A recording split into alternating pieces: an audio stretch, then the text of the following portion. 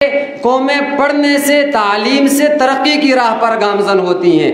माल से, दौलत से कौमें तरक्की की राह पर गामजन नहीं होती हैं। जिसके पास इल्म है, जिसके पास तालीम है, वो खुद भी तरक्की की राह पे गामजन होता है, मुआशरे को भी तरक्की की राह पे गामजन करता है। जिसके पास तालीम है वो अपनी मौत के बाद भी जिंदा और जावेद रहता है। आप देखें तारीख़ इंसानी के अंदर बहुत सारी ऐसी शख्सियात हैं कि हमने उनको देखा तक नहीं है, हमारी उनके साथ कोई सोहबत नहीं है, सदियों पहले गुजरी हुई हैं, लेकिन आज भी जब हम उनका नाम लेते हैं तो अदब एहतराम से उनकी ताज़ीम के अंदर हमारे सर झुक जाते हैं। पूरे आलम इस्लाम के अंदर जब अल्लामा अनवर शाह कश्मीरी अलैहि रहमा का नाम लिया जाता है, दुनियाए हदीस के अंदर कोई भी दारुल हदीस हो, हर मुहद्दिस अपना सर निगू करता है। वजह क्या है कि वो इल्म था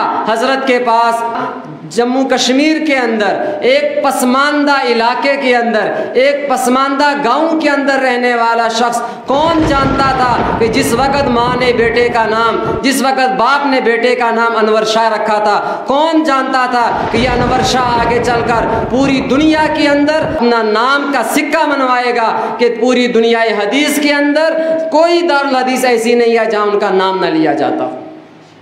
तो ये इल्म है, ये तालीम है जो इंसान को मौत के बाद भी ज़िंदा रखती है। हज़रत इमाम गज़ाली हो, जितने भी आप लेते जाएंगे नाम, वो तालीम था, वो इल्म था जो उनको आज तक ज़िंदा रखे हुए है।